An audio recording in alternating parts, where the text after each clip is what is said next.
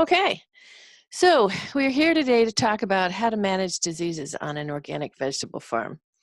And I'm going to go right away into my list of topics. I don't know if we're going to get through all of these. I have quite a lot of content, and we do want to save the time for questions, as Steve explained.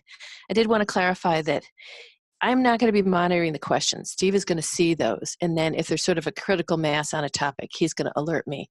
Otherwise, we'll take questions either at the end of a topic or more likely just at the end of the whole talk.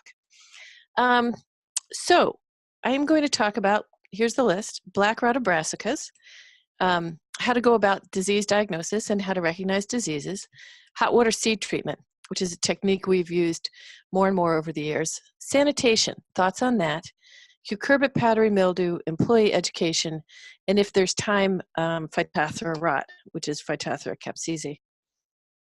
All right, so let me tell you a little bit about our farm. As Steve mentioned, we've got 45 acres in mixed vegetable crops. My husband, Steve Pincus, and I are the owner-operators and farmers. We've been certified organic for many years, and Steve's been farming 40 years. For me, it's 20 years, and we still feel like we continue to learn new things. Our crops, our sales, are split just about 50-50 through a CSA. We pack 500 boxes per week and deliver those to Madison, Milwaukee. And then the other half of the business is wholesale to natural food stores in Madison and Milwaukee. And a key part of our wholesale sales is winter storage. So by the end of, by middle of November, we always like to have our coolers filled with cabbage and carrots and other roots. And we wash and ship those through the winter. We typically have about 20 people working per day. This is a photo from this past summer, and we couldn't even get everybody in the picture.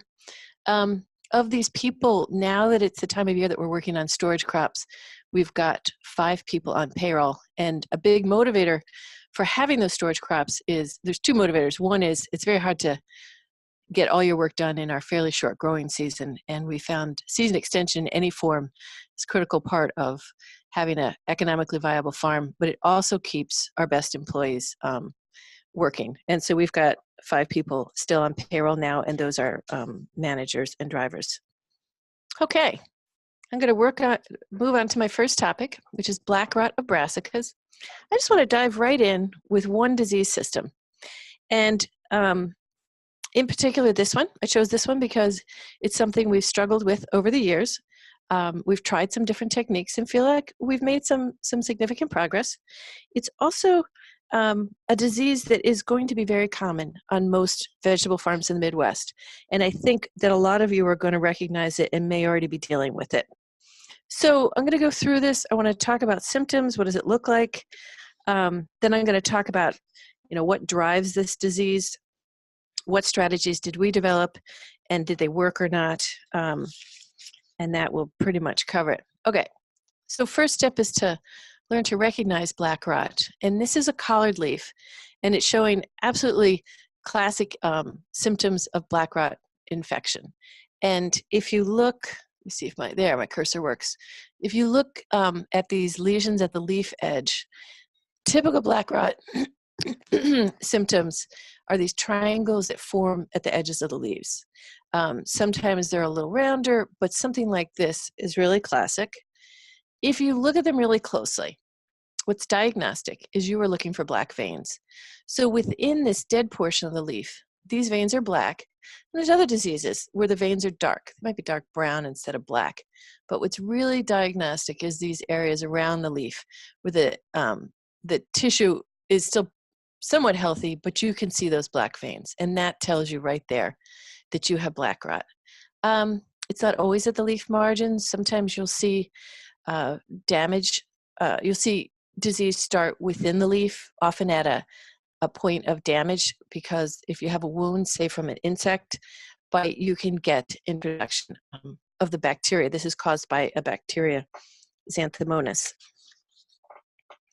So we should talk for a minute about why the disease shows up in those triangles at the edge of the leaf. It's because what we're looking at in this picture is guttation droplets on some sort of brassica leaf. And these are droplets of essentially sap that form at night. They're forced out of the leaf by root pressure, and then they are drawn back into the leaf during the day. And the bacteria can multiply in those droplets. So if it's introduced there and then sucked back into the leaf, that's how you get the bacteria introduced inside the plant. As disease gets worse, you can just see it moving down the leaves and spreading from plant to plant. This is a cabbage variety called Caraflex. This is a field from a number of years ago where we had a really bad disease patch. And often in these patches, you can find part of the field, basically what we're seeing in the front of this slide, where, so you can often find a part of the field where the disease is unusually bad. And that's sort of the epicenter of disease. It probably started there. And then as you look on the surrounding plants, the symptoms aren't as bad. And that simply reflects spread to new plants, and those are later infections that aren't as bad. But let's take a look at some of the really badly diseased ones. If an infection happens early enough, you can kill plants. And so this is a cabbage plant that's shot.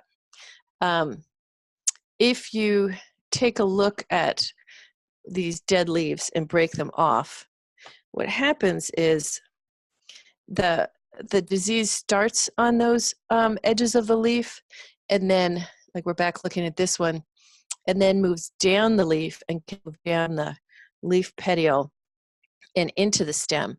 And there you see the black staining again that shows that the bacteria has reached that point. It also shows up on the stem of the plant. If you cut it, you'll see that black inside the stem as well. And that might be familiar to some of you who grow daikon. So that if you get black rot infection of daikon, you're going to see that black ring on the inside of the plant. So this is a different view of the same field I just showed you with a bad disease patch. We're up a little higher so you can see it a little bit better. You can still see that there's areas of the field where infection either didn't happen or it was late. It was a patch that spread up and down the field.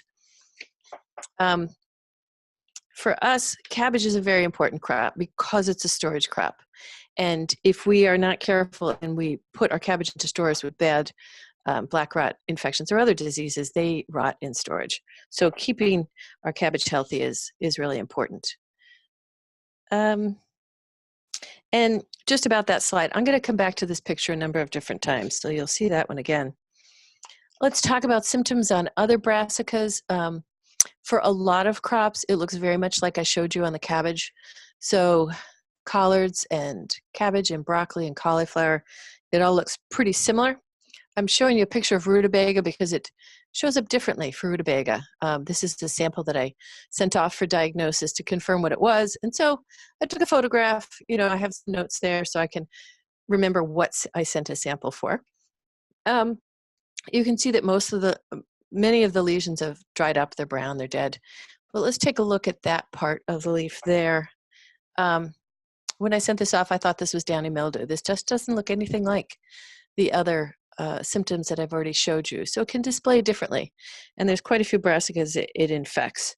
I would suggest that you go and hunt up online resources if you grow a whole variety of different brassicas and educate yourself about what the symptoms look like on the different crops. Again, I mentioned that for us, the primary focus is protecting our storage crop. And this slide shows on the right Simone, who is our long-term employee and one of our managers, and she manages the cabbage crop. And so that if we don't do a good job, she really bears the brunt. Now I want to talk about, okay. I want to talk a little bit more about what we know about the biology of black rot. And we'll just go through these point by point. So the first one, it can affect crucifers and brassicas at any stage of growth, any size of the plant under warm, moist conditions. And this is very much a disease that thrives under wet conditions. So anything you can do to keep your plants drier, you'll have less disease. And conversely, under wet conditions, you're going to see more disease. So where does the pathogen come from? How does it get introduced? If you have a disease crop, it will survive the winter in unrotted debris. It only lives for about 2 to 3 years. You're basically just trying to get that debris broken down. 2 to 3 years is not a long enough rotation for brassicas. Other diseases dictate a 4 to 5 year rotation. But if black rot were your main or only concern, 3 years should be enough to really clean the soil out. However, the pathogen will also survive in weeds, shepherd's purse, rocket, things like that. And there may be symptoms, but there might not. So you could have a living host for the weeds growing right in your fields. A major introduction for this disease that we focused on is the next one, which is that the bacteria can be carried in the seed or on the seed. And it doesn't take many bacteria to cause an epidemic. One bacteria in 1,000 seeds, starting in the greenhouse on young seedlings and spreading from there is enough to cause an epidemic out in the fields. So again, it's very much encouraged by water, and so bacteria is spread by splashing or running water or by people moving through the field. Same thing, irrigation can disperse the bacteria. It's really important to stay out of the fields when wet because you can be a vector to move the bacteria around. There is some cultivar resistance available, and we'll talk about that. I want to point out that this slide, most of my slides are blue, this slide is white, and that's because it was mostly put together by Dr. Amanda Gevins from UW-Madison. I've gotten a lot of information with her. She's been an excellent resource for us. White slides are largely her content. It's got the TP because I've rearranged everything and put some inputs as well. All right, so this is the basic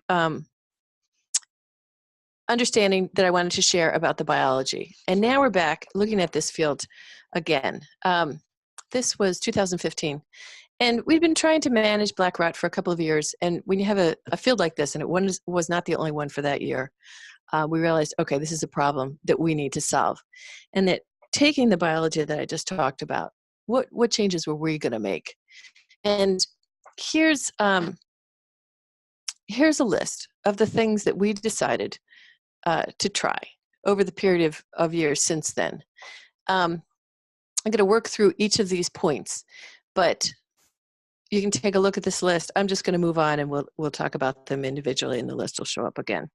The first one is choose resistant varieties, for example, capture.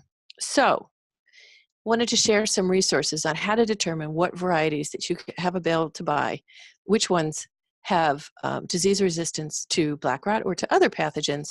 And there's this really wonderful resource, which is called Summary of Disease Resistance by Variety. It's from Cornell University. This table is updated this year. There's a link here. You don't have to write the link down. I gave Steve 2 handouts as PDFs that I want him to figure out how to share with you. And in one of the resource handout has this particular link. So we're looking at a table. These are green cabbage varieties. You're planting your green cabbage and you want to look for varieties with resistance to black rot if that's a problem you're trying to tackle. You can see from here there's a list. There's a number of different ones. I've highlighted in yellow black rot, and you can see there's a number of them that have some resistance to it. This one, capture, that I highlighted, we have found to be quite good. It is a very clean resistance. You essentially don't see disease on it. Caraflex is listed as resistant. I've already showed you a picture of it with pretty bad disease. In our experience, it isn't. A lot of this information is also folded into seed catalogs. And so when you're perusing seed catalogs this time of year, you can take a look and see what they list as resistance for the varieties that you're considering. Cornell's got these kind of tables for red cabbage, Napa cabbage, a number of different ones. We'll skip that. So I've talked about the pathogen being can be introduced on the seed. You can plant contaminated seed and start your own epidemic. One of the things that's recommended to prevent that is to hot water treat seed. And we have been doing this for about 15 years. I'm showing you a picture of our setup just so that you can see this is something you can do at home. I'm working in an igloo jug, an insulated jug. I'm going to come back and talk in a lot more detail about hot water treating seed, but I wanted to show the slide again so you understand that this is really something that you can do. But that was another step that we moved into. We've been working with hot water treatment of tomato seed and some pepper seed, but for us it was a new venture to start hot water treating our brassica seed. Another step we took was to start disinfecting all of our planting flats that are used with brassicas or any solanaceous crop. We have a lot of rigid flats, not so many of the styrofoam anymore, but the rigid plastic flats. And they could be a vector for disease if you've had it introduced into your greenhouse in the past. And so we've begun disinfecting the flats, generally with peroxyacetic acid, something like Sanidate. That's another topic that we'll come back to, but it was another adaptation that we made. Whoops. Sorry about that. Okay. The biggest step, the two big steps that we took were hot water treatment was a big endeavor because that's quite a bit of effort. The other one was we realized that we need to be more deliberate about staying out of our fields anytime that they are wet. Now, this is a broccoli field and you can see our crews in the background harvesting. Obviously, you have to go in the fields at times. You have to harvest. But any other time that we need to go into the field, whether it's to cultivate or to weed or to check whether the broccoli is sizing up, we resolved that we were not going to go into the field unless the plants were dry. And we think that in the past, by not being careful with this, we were really creating problems.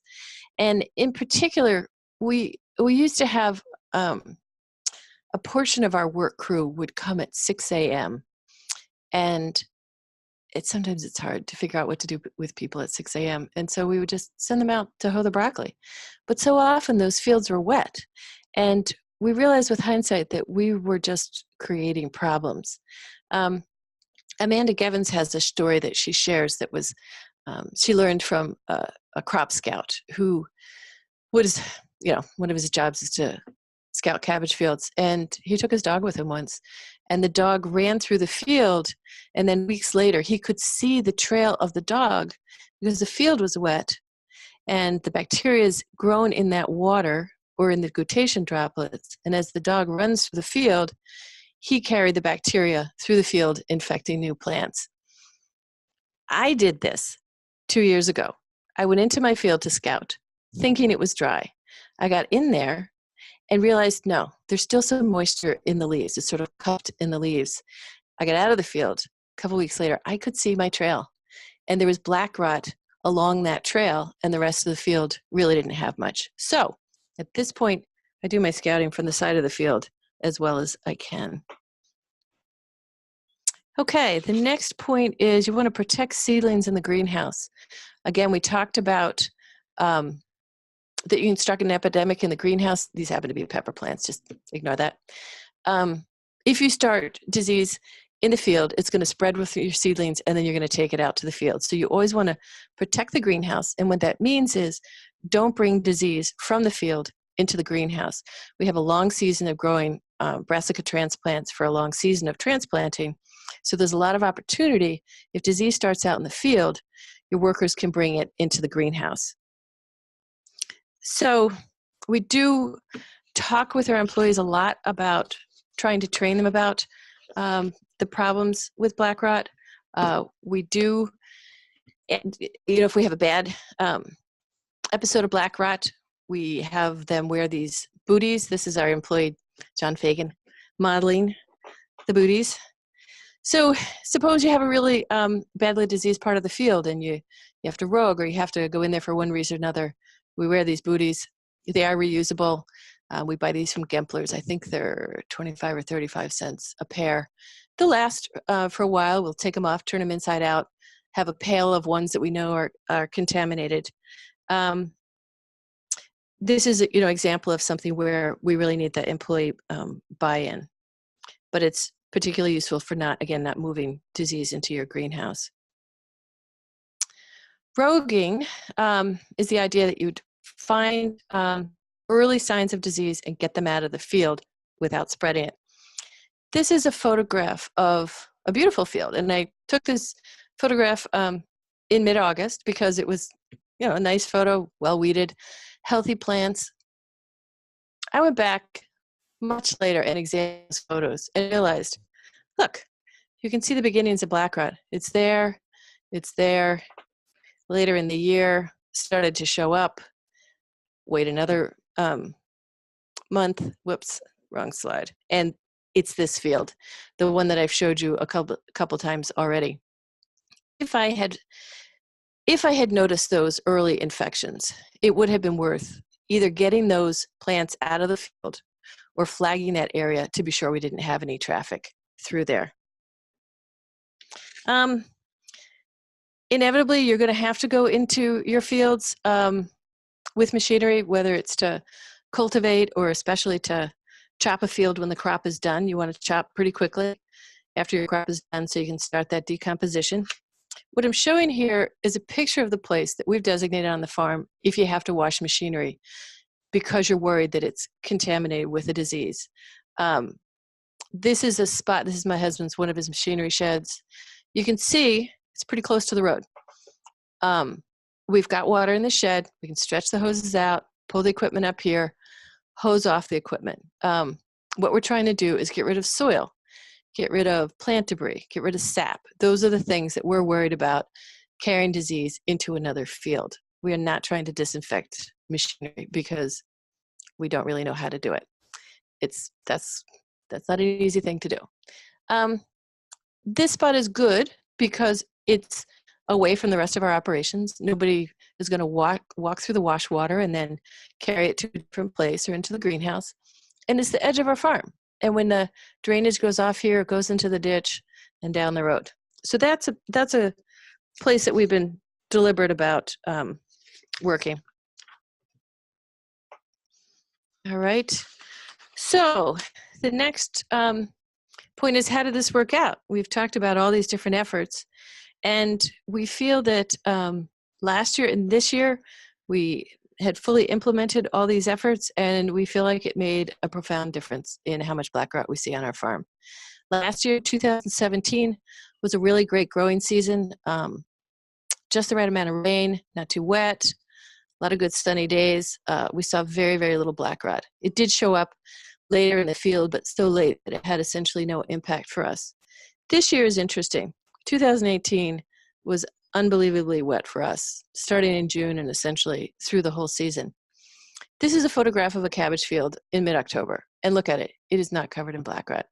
If you were to zoom in, this Savoy cabbage had some.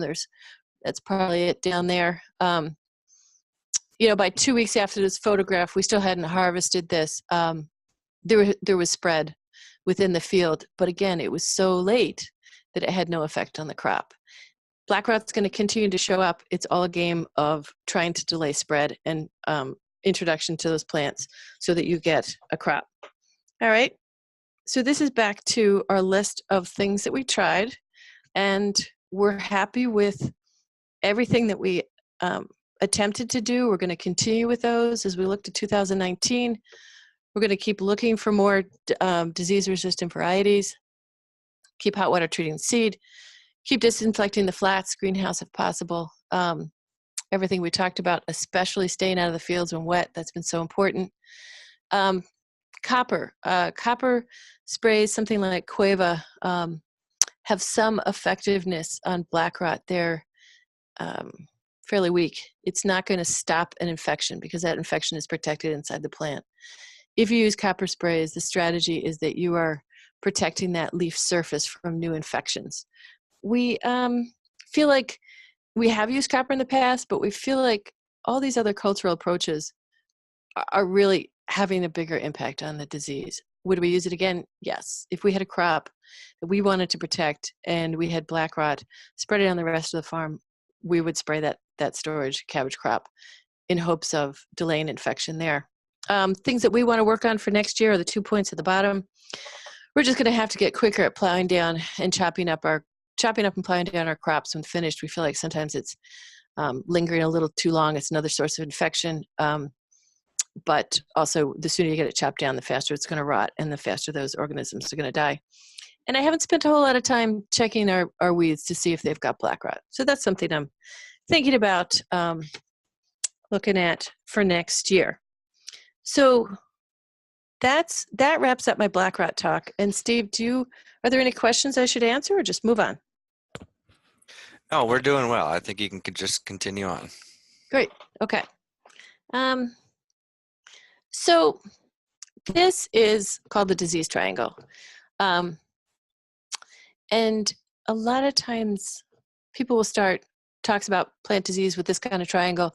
I decided to wait till we're a little further in. I feel like sometimes getting through an example is more helpful, and then we can talk about the disease triangle. And the disease triangle, the basic idea is that you've got 3 contributors to disease, and they all have to be there for disease to happen. And you have to have the pathogen present. You have to have a susceptible host. So if your plants are resistant, this factor isn't here. And when you have all 3, the way this is set up as a Venn diagram, if all 3 are present, you end up with disease. And then the last factor is environment, how wet it is, how dry, whatever. So for black rot is an interesting one. Even though I showed you a list with a table that showed a lot of different black rot resistant varieties, that's an area that still needs some progress.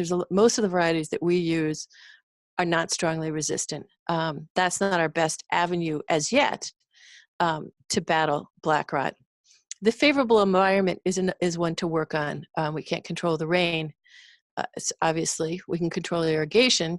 We can control if we've set up our rows to be planted east-west for good wind movement and good drying, because with black rot, so much of managing the disease is about getting those leaves, those plants dry, because that as soon as plants are dry, you don't get the next round of disease. But the pathogen in black rot, we really felt like the pathogen was our avenue to intervene. So hot water treating the seed, and then everything I talked about, not moving it around on the farm, is all about not spreading that pathogen any more widely. Okay. Sorry, that keeps jumping around. Okay. Next topic is I want to talk about disease diagnosis. So I'd really encourage you to learn to recognize the diseases on your own farm. If you don't know what the disease is, you can't figure out the biology, and you can't craft a strategy to do anything about it. So learning to recognize the diseases, there are so many online resources right now. Cornell has some good pamphlets. Ohio State does, UW does.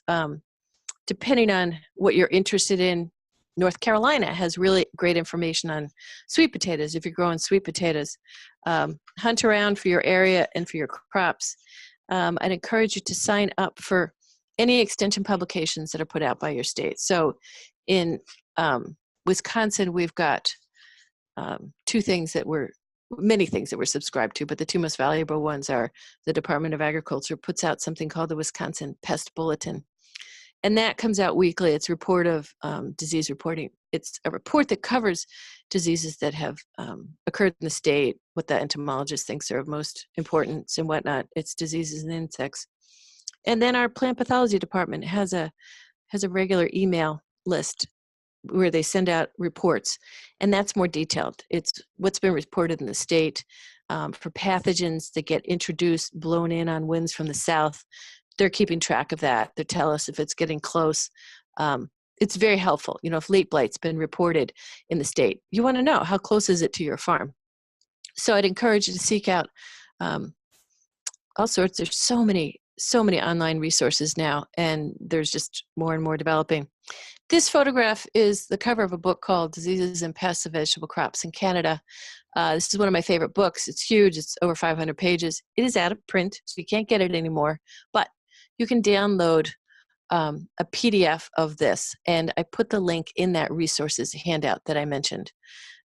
It's very good. It's loaded with photographs, and it's got some real good insight into the biology of these different pests.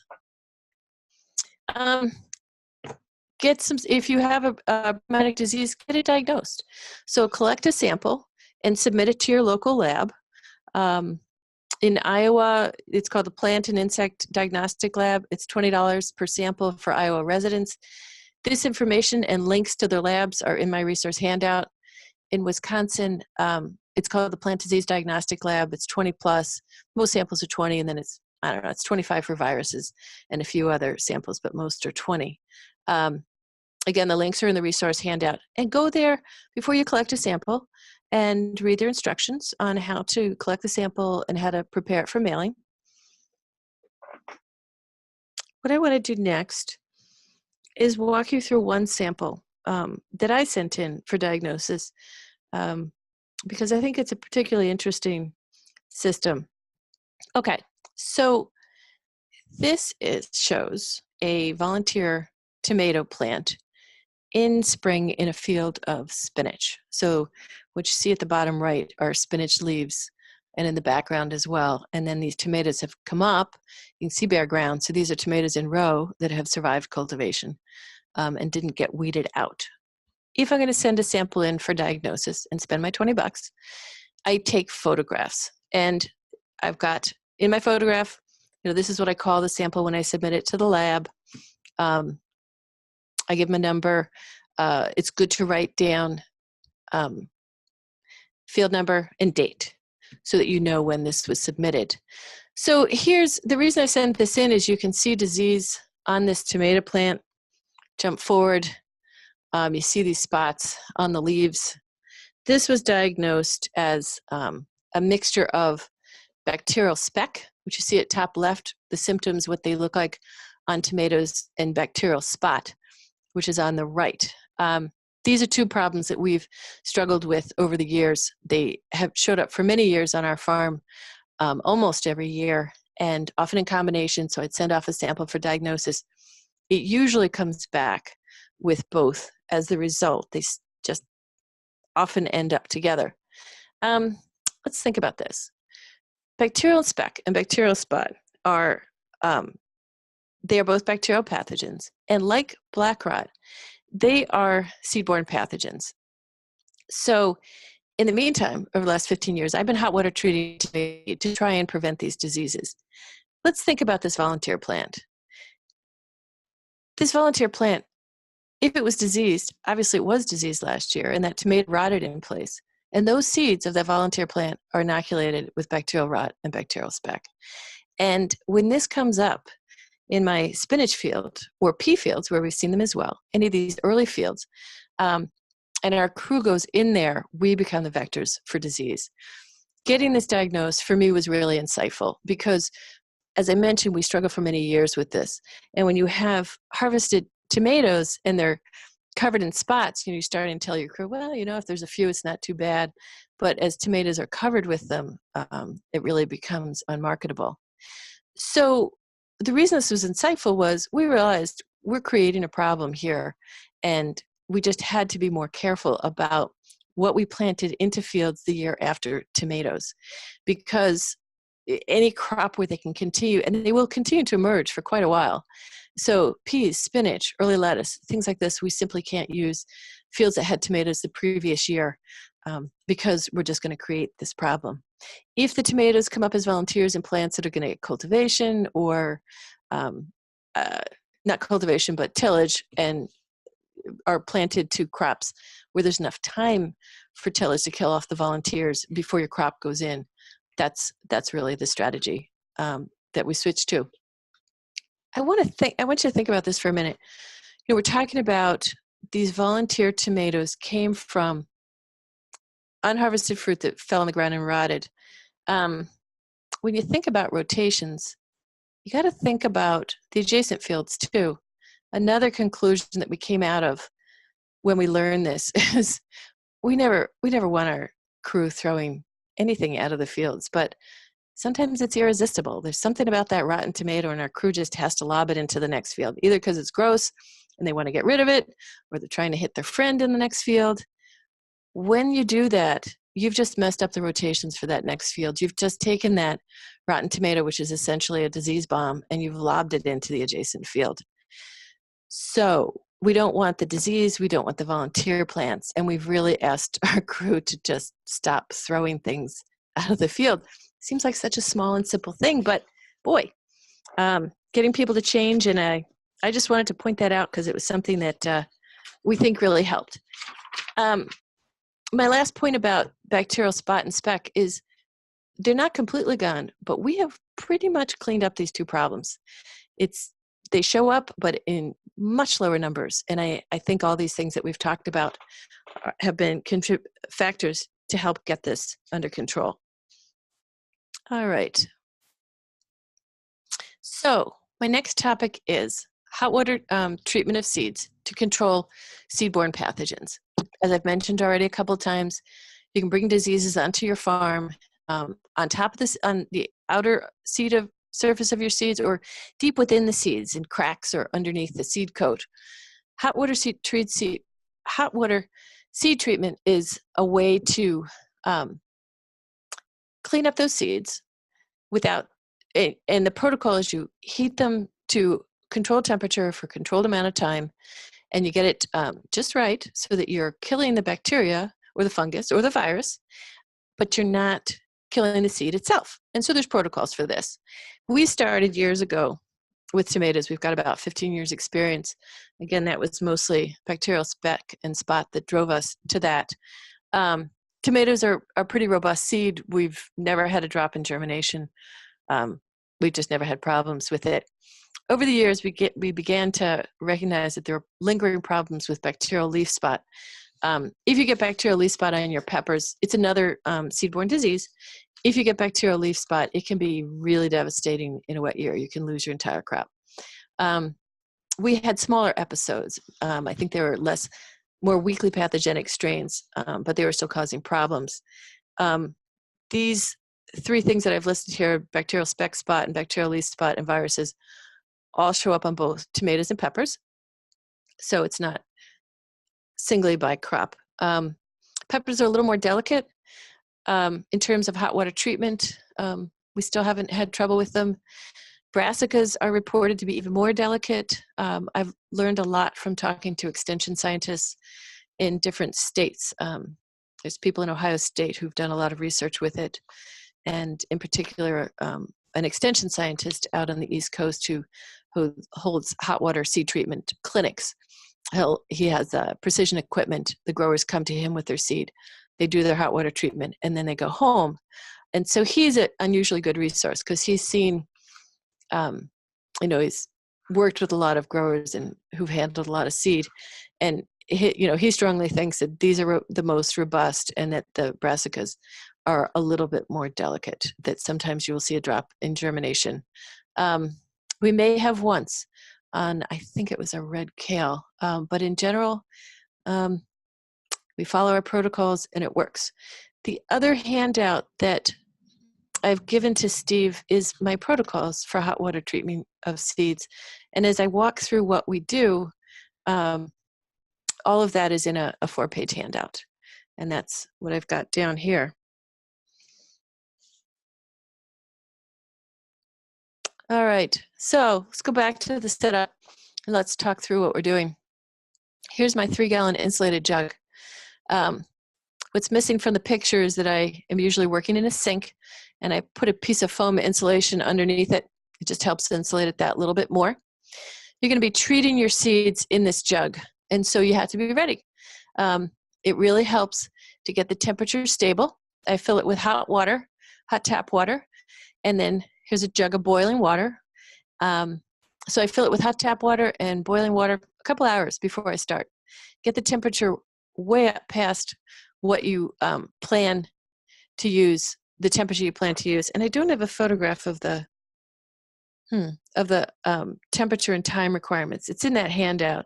So brassicas, for example, I think from memory, it's 122 degrees centigrade for 25 minutes. It's something like that. Tomatoes are a little different. Peppers are a little different.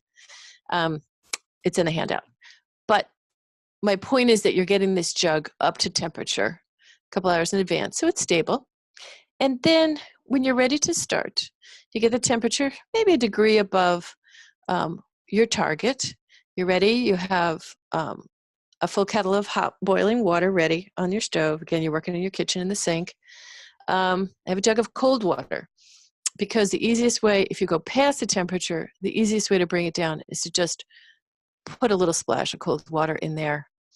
You're going to want to have a good quality thermometer so that you can monitor temperature. I spent about $35 on this one with a probe. I think that's an 11-inch probe. This is my system. I rubber band it to a wooden spoon so I can have it inside the jug and not have the head of the thermometer submerged. Here are my seeds. And when we started this process of hot water treating tomato seeds, we just had a setup like you see in the bottom left corner. And that's a little row cover square that we would put the seeds in with a little bit of cardboard with a label on it, with waterproof Sharpie. And then it was twist tied shut with a washer to give it a little weight because the row cover tends to float. We've moved on. And now we make these little pouches out of window screening. And I'll show you those in close-up soon. These are really useful because you can simply submerge those and then keep the seed in them with the label and carry them all the way through drying. I always have a pail of water that's going to be in the sink too. That's filled with hot tap water. When you're ready to start, you take your seeds, you submerge them in there just to get them hot so that you don't really draw the temperature down inside your jug. Get them hot, throw them in. Like I said, maybe you're a degree, maybe 2 degrees up if you have a really big batch of seed that you're doing. You put it in, you stir it around with your wooden spoon, and you watch the temperature, and you're ready. And then you proceed for that period of 25 minutes. Keep an eye on the temperature. You will have to adjust it up. I'm okay with it going up a tenth or down a tenth from the target temperature. Let's see what else we got. Let's skip that. So, hang on one second. I think what we're going to do is we're going to talk this through, how we do this with brassica seed, because it's a lot more complicated. Partly because, as I mentioned, it's considered a more delicate seed. And also, we handle a lot of brassica seed, including things like radishes that are direct seeded.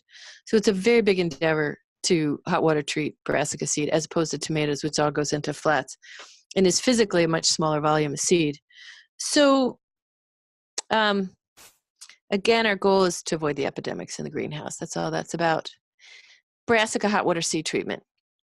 As we decided to take this on as an extra measure for black rot control,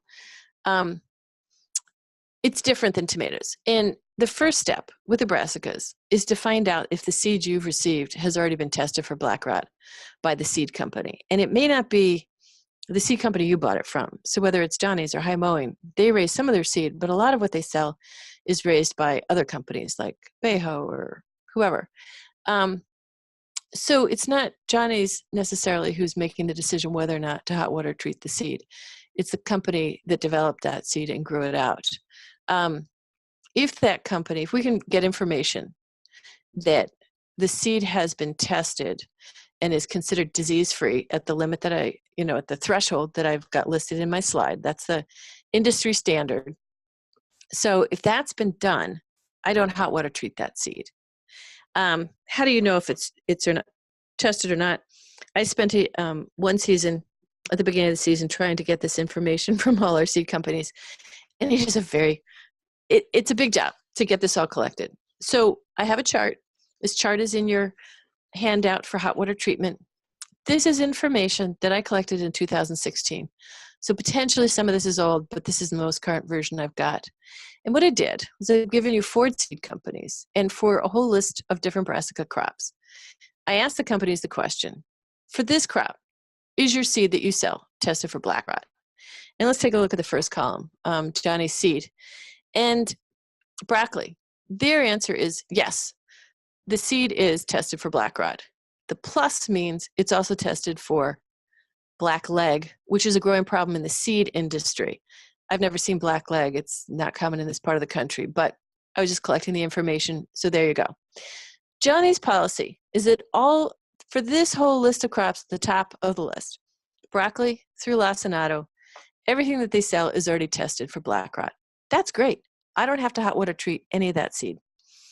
The rest of the next chunk of the list are crops that they don't treat. If I get one of these crops from them, I look at the seed packet every once in a while. Already, it has that information on the seed packet. Sometimes, not always. I go ahead and I hot water treat this group of seeds. A couple other things to look at: seeds for sprouting. We don't sprout, but they don't test. Cover crops, radish cover crops and mustard cover crops are something to think about. We don't use those because we already have enough brassicas in our rotation, and I don't want any more. But they're interesting because as these cover crops, like tillage radish, have they grown in popularity, that seed doesn't get nearly the attention of a vegetable crop seed, of a kale seed or a bok choy seed. And there's some evidence that those radish seed, there could be lots that are just absolutely loaded with black rot. So you want to think about that before using those on your farm, because not only are they a brassica you probably don't want in your rotation, but they can really bring disease onto your farm. If you have any more questions for Johnny, their policy is call your seed rep. They're really good. High mowing, a couple of years ago, let's move on to the second column. High mowing took a big step and decided that they were going to not sell any brassicas unless they were tested. And so that's a big commitment. This is wonderful. I don't have to hot water treat anything from them. Osborne is on a lot by lot and basis, and you can get the information from them. Seedway sells a lot of seed from Beho. Beho is an interesting company. They're European. I think they're Dutch. They've really taken on the project of making sure that everything they sell is clean of pathogens. They test everything for black leg and black rot. You can scratch out that question mark. We know now. Anything that comes from Beho, regardless of which seed company I'm buying from, doesn't need to be treated. And keep in mind, not only have they tested, but if there's a lot that has disease, they steam treat it until it's clean. And they check the germination to be sure it's the germination is good. We don't want to hot water treat seed that's already been treated, because then you're going to have trouble. That's kind of all I want to say about that. It's just the first decision making when you're hot water treating your brassica seed is, do you have to do it or not? Let's see what I got next. Okay, so back to this. I talked about getting a good quality thermometer. Woo, that one was 58. Okay. There you go. I think the threshold was plus or minus 0.2 of a degree, 1/10 or 0.2 of a degree. I was looking for a good quality one. Here's the seed, the mesh bags I talked about. Again, we started with row cover. We still continue to use row cover for very fine seeds because they'll go through those holes. We ended up making our initial bags with window screening. And the mesh on that is something like 13 threads per inch by 17 threads per inch. And then some of the seeds are going through there. So our next batch of these pouches we made with no-seam screen. And that's, I think, 20 by 20. A couple of pointers, make them longer than you see so you have adequate to roll up and seal well. This little pouch is really great so that you can slip your tag in there. And then on the back of that tag, I've got a lot of information. We've got basically my hot water seed treatment date and enough information that I can do trace back, so that in my records, based on what I've written on the back of there, I've got the lot number, I've got the seed company, other information like that. This has been really great. A really big step up from making those little row cover bags. You take them straight out to the greenhouse, you lay them out on your benches on a clean surface that you trust, and go out and shake them a couple of times. Do this on the beginning, do it in the morning, the beginning of the day, and shake them, and you're good to go. My husband made me this that's in the back. So at times when these benches are full, we can pull this black crate up into the rafters, put the seed in there and pull it up into the rafters so that we can have if the benches are filled with plants. You really can get these pretty dry by the end of a day. If you feel they're still damp, I take them and put them into a food dehydrator with no heat. either turn the heat off or just disconnect it, and you can run that with a fan overnight. All right. So just going to run through this really quickly. If you read about hot water treatment, there's all these sort of statements that you see in protocols that are put out by Extension and whatnot. And I started to question some of those. I'm just going to run through for you and tell you which ones I agree with and which ones I don't think you have to worry about. First one says, treat a small amount of seed the first time you try hot water treating. Absolutely. First time you do this with your setup, just get some junk seed. Not junk seed, but seed you don't care about or that is really cheap. Not junk seed, cheap seed. Run it, and then test the germination on your seeds and see if you did okay. So I definitely agree with that. Another recommendation is hot water treat a small sample before treating a new lot. I simply don't do that. I find it introduces delays. The idea of this is you would be testing that lot to see if you were going to have problems and a drop in germination. Again, we've been doing enough years of this that we really find that we don't see many drops in germination. I would encourage you to keep track of your germination. You just pick a couple flats. It's pretty easy to count a flat as they're coming up and compare them with the germination rate that's listed on the seed packet. This one, don't hot water treat old or weak seed. I think that's probably true. So if you've had seed that you stored for a couple of years, it might not make it. You might see a germination drop there. Don't hot water treat seed that's already been treated. I think that's true. You don't always know. Again, back to the Beho example, we know that some of their seed is likely to have been steam treated, so you don't want to treat it a second time. Dry seed quickly after hot water treating. I showed you my system. Talking with that extension scientist who runs the hot water treatment clinics, he had some interesting insight, because think about it. He's working with these growers from around the state. They travel to him and do their work and then pack up their seeds and go home. And it can be a couple of hours before they get their seed into the greenhouse. And most of his growers are also putting them in the greenhouse. Some of them are suspending them in front of the greenhouse fans. And they really are not having trouble. And so that's pretty interesting. So a couple hours apparently before you even begin the drying process. Treat seed for just the growing season. I agree with that. One time we took some tomato seed we had that was hot water treated the previous season, planted that out the next year, and the germination was fine. But again, that's a pretty robust crop.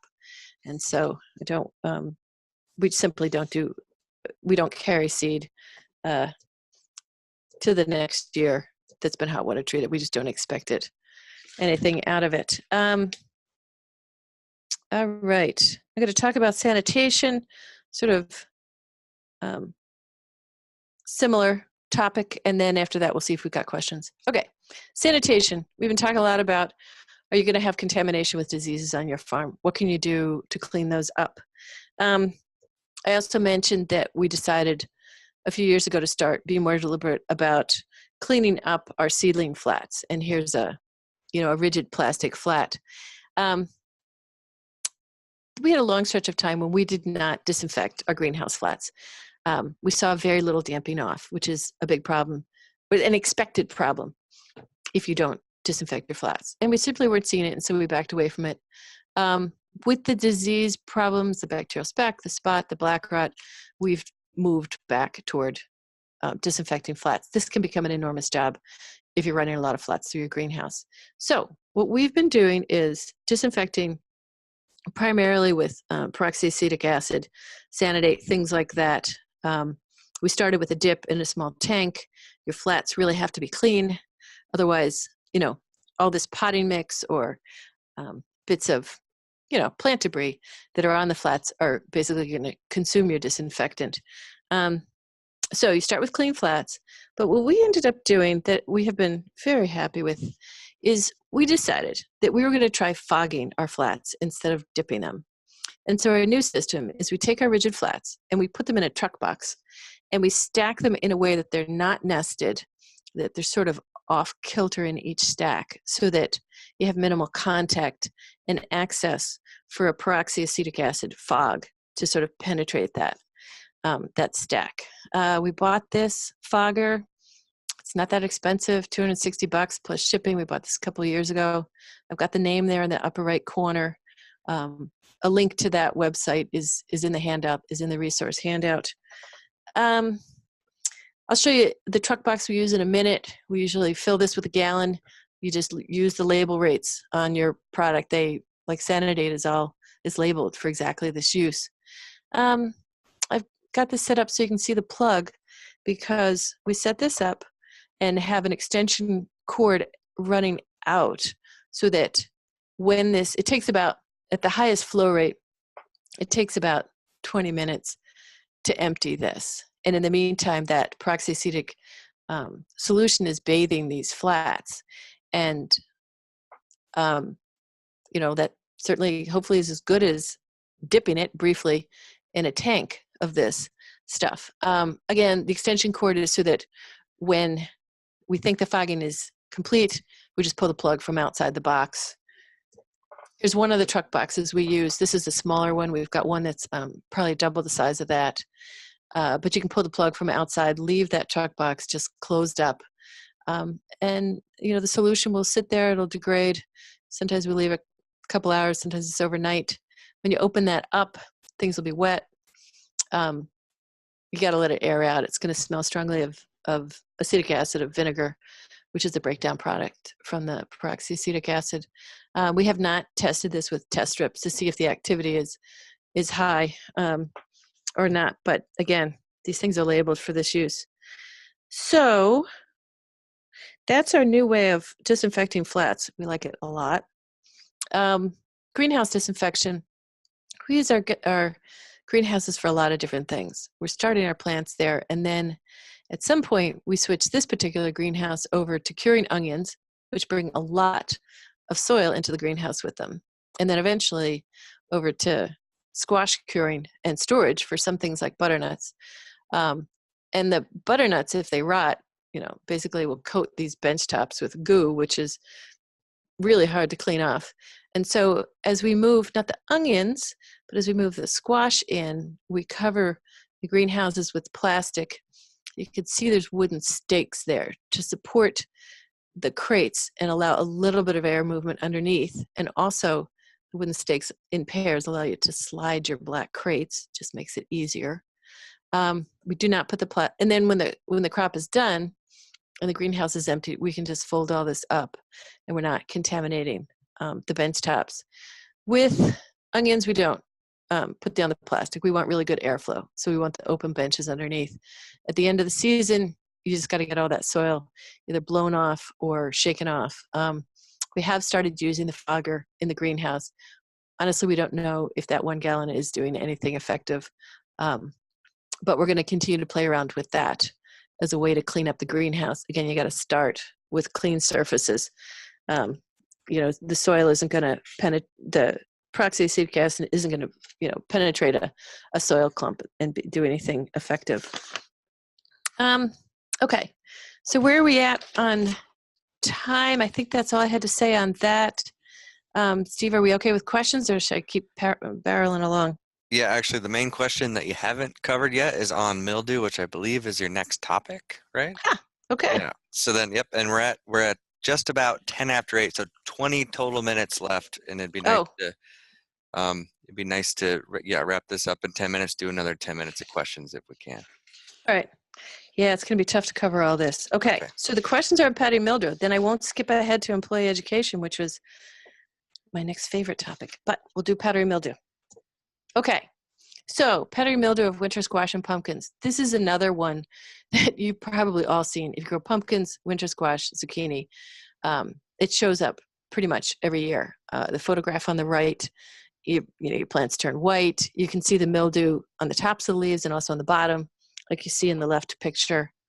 This is an important disease. So what if you don't manage it? What's the impact? You will find that your plants essentially defoliate. Those leaves, the lesions spread and the leaves dry up. The plants can essentially wilt, although sometimes it's just the leaves that have died. You lose your leaves, you've lost your source of photosynthate. So you don't get sugar accumulation, you have poor flavor in your winter squash, and your pumpkins and winter squash are going to sun scald. Especially, again, pumpkins and winter squash, if you don't control the powdery mildew, it's been shown really clearly that your plants are more susceptible to black rot. And that's the picture on the bottom left. That's black rot on a butternut stem. And, this is real characteristic, those concentric rings, white, often brown, one or the other. Powdery mildew can reduce the storage life of your squash. And then a really big impact is what happens on this stem. So the middle photograph shows a green stem, but it's got the beginning of lesions on that stem. And then this is what happens in the right photograph. The stem withers, and it happens on winter squash too. You don't get full maturity, and you really don't get a good tasting squash, and you don't get a pumpkin that's going to last. See what's next. Again, tops and bottoms of the leaves. It can really form on anywhere except right on the fruit, the stem to the fruit, but not the fruits themselves, but the leaves, the stems, the vines.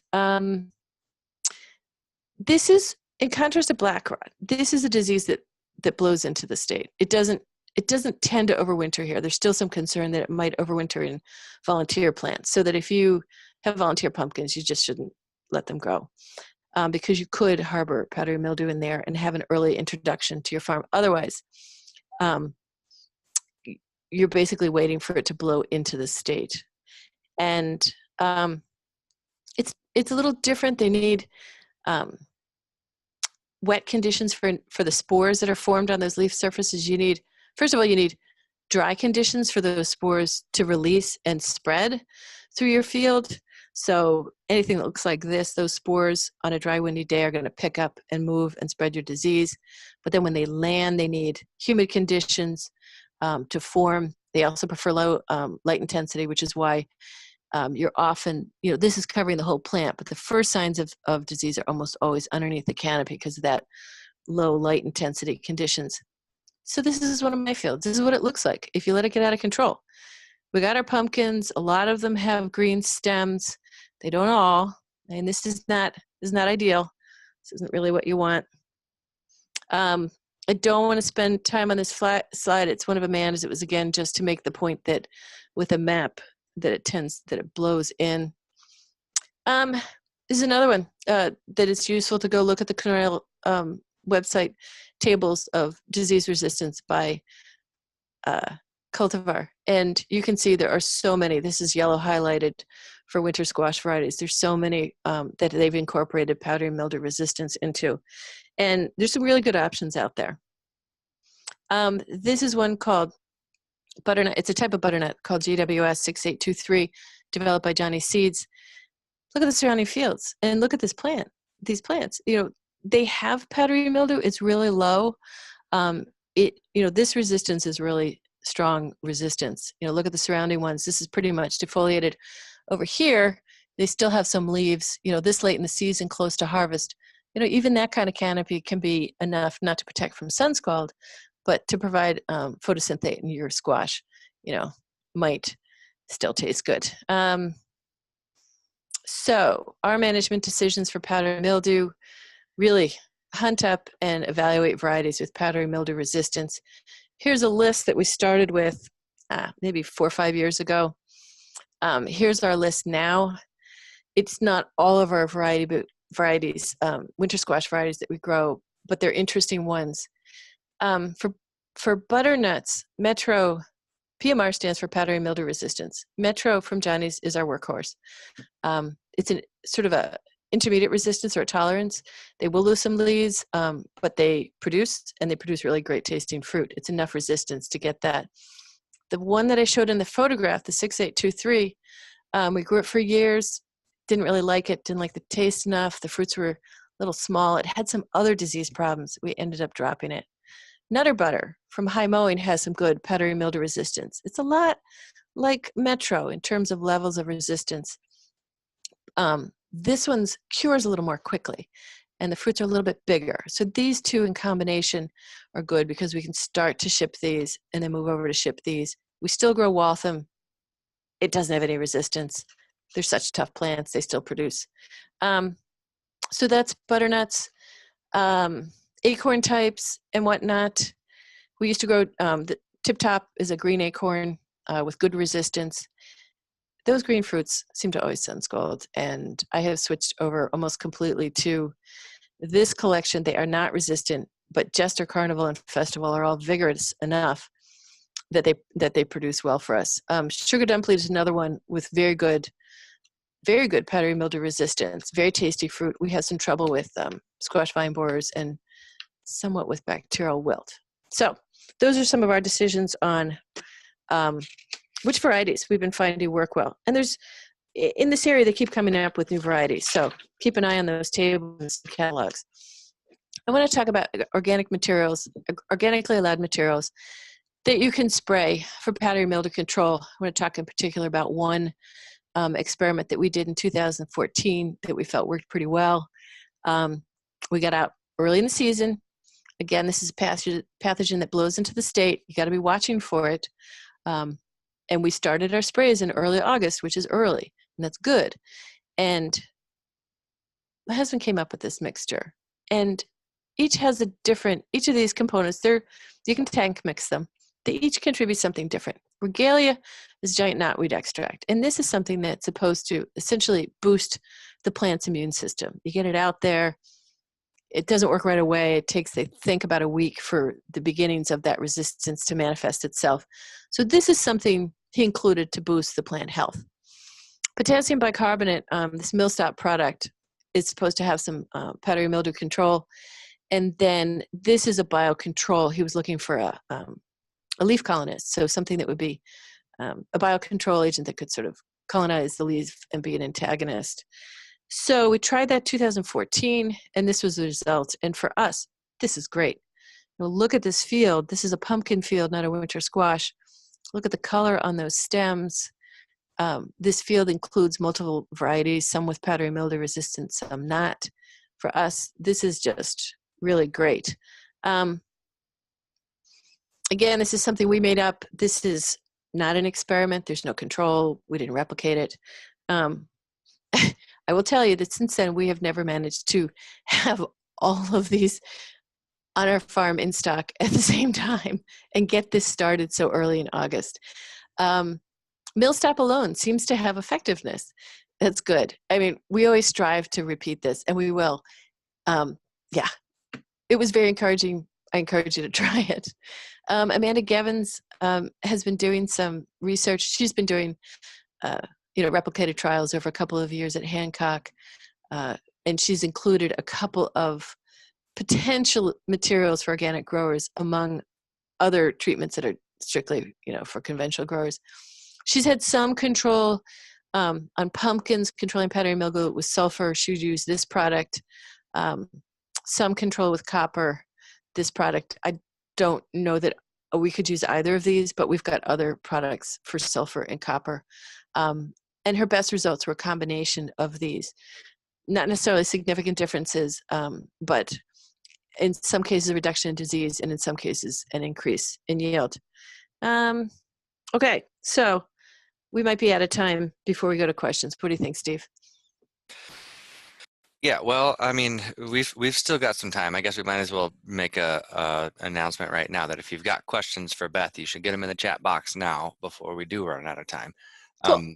But on the note of mildew, there was one question about whether or not you've had experience with downy mildew on basil. Oh, downy mildew on basil, yes. Yes. It's a huge topic. Was there a question? What was the question? Well, that was all there was to it. It was Trent, and he said the two things that he was struggling with is powdery mildew with squash and downy mildew on basil. Okay. Yeah, downy mildew on basil. Boy, there's a lot you can do. We tackled that a couple of years ago, and I felt with pretty good success. So most downy mildew, there's a caveat coming. Most downy mildew is most basil is pretty susceptible to downy mildew.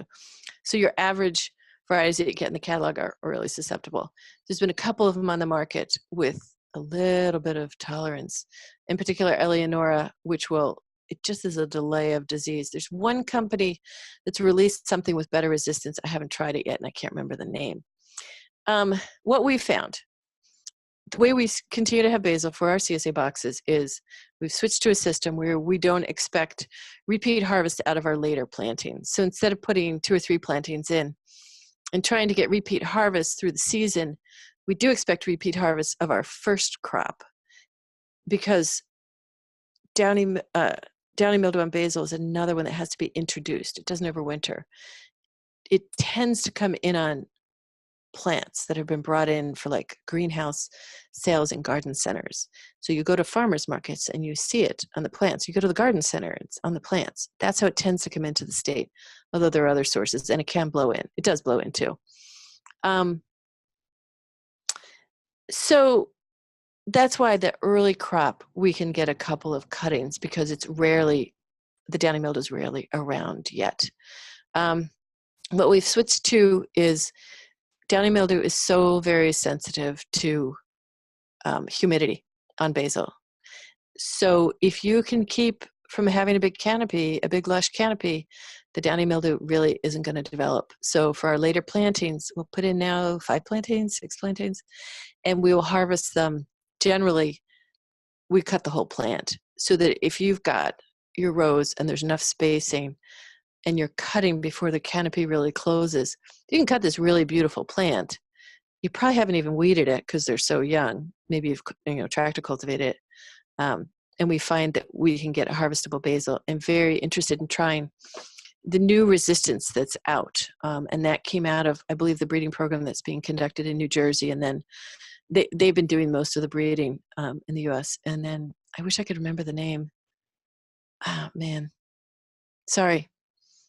All right, that's my spurt on downy mildew of basil. And then if there's any follow-up questions, Trent will have to tell us. Yep, sounds good. I would say you had employee training that you were hoping to cover. Is that something you can do fairly quickly? Yes. All I'm right. going to speed through it. Let's do Okay. it. Employee education. I've been talking a lot about disease management, and almost every facet that we talked about, everything out in the fields, intersects with employees. And so I think it's really important that you get your employees on board. I'm talking about education with respect to plant diseases. Now, employee, are we coercing them? Because if you're just telling your crew to do something and they don't understand it, it turns into coercion and it's going to fail. So we focus on the education part of it, because, as you know, your employees all have minds of their own. This is a picture at the end of our winter squash harvest with my regular crew. That's me on the right, plain straight man. We're just trying to take a picture. And look at this. There's Jory next to me taking a call, and Billy's having a snack. These people have minds of their own. Not only do we just, you never quite know what they're gonna do next. I think as you're trying to introduce new protocols, new practices, it's really important to get your managers and your employees invested in good outcomes. Let's talk about what that means. Maybe you have managers, maybe you don't. For us, this is Simone, Maggie, and Carrie. They have worked for us 15 years, 19 years, and 21 years. Long history, long investment in the farm. These are people with deep knowledge of the farm. And each of them has taken on some things. I'm not going to get to talking about Phytophthora on peppers, but Simone has, peppers is one of her crops. And so I've trained her how to recognize all these diseases. And she's my eyes in the field, so that when we had a new, very difficult disease to deal with, Phytophthora rot, show up, she was the first one to see it. She brought me the samples and said, this is different. It's like the skin is slipping off. So I just encourage you to invest time in training your managers, because they are often going to be the ones who facilitate the changes that you want happening. In terms of outcomes, again, we talked about, if we don't control black rot and other diseases on cabbage, Simone's the one who pays the price. We all pay the price because we all end up handling these crops. But she in particular does. And that's a vision that our employees have all bought into. They understand that if they don't wear their booties, Simone's going to have a rough winter. Or, if we infect in the greenhouse, having this endpoint is a really good motivator for our crew. This is a slide with a lot of detail. A couple of points. Microbes are invisible. And your crew members are going to have various levels of understanding. It is really tough to get everybody to understand what's happening because the microbes are invisible. So instead, train your crews to recognize disease. Explain one disease system at a time. Maybe have a point person like I described with Simone. Or explain concepts and continue to reinforce those concepts. Again, don't move disease from the field to field. If this tomato field is uninfected, well, we don't want to move it to the field across the farm. Again, protect the greenhouse seedlings. That's something that they hear again and again. Here's a really useful one. Harvest from younger, healthier fields, then harvest from older, diseased. For example, you probably have a number of different tomato fields. We do have a number of different tomato fields, early plantings, middle, and late plantings.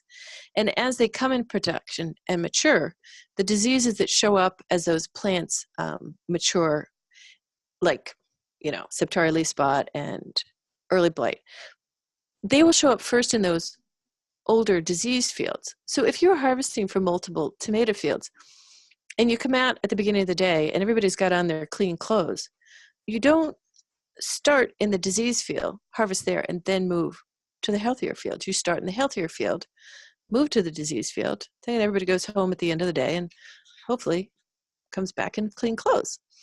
Eyes in the field, just like I mentioned, if you train people, they are going to tell you as much as you can learn by scouting. And I spend a lot of time scouting, and they still tell me things that I haven't found. Train your managers, want to emphasize that, help people understand outcomes. Here's an example. This is a picture of a field road next to a cucumber field with Phytophthora rot. Again, a bad disease that we unfortunately showed up in 2017. See that in the grass? That's a cucumber somebody pitched out of the field. We're going to run over that with our pickup trucks, and we are going to spread it around. Again, we talked about don't pitch the tomatoes out of the field. This is just another example of that. The booties, I think be respectful of your people's time. It could be too easy to say, the booties are uncomfortable. If you're wearing long pants, by the time you take them off, your pant legs below that point are soaked because it's hot. It's a little greenhouse on your foot. They're very uncomfortable.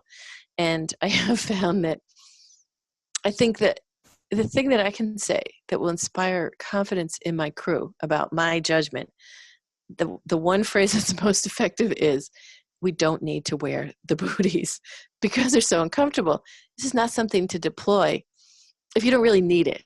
And it comes back to you understanding your diseases, understanding what interventions are needed before you ask your crew to do anything like that. And I am just going to flip back.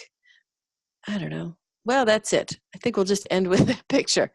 And now my whole next topic is too long. I was going to talk about Phytophthora rot. It's long, it's complicated. If there's a little time, we'll flip through pictures, but now we should take questions. Fantastic. Thank you, Beth.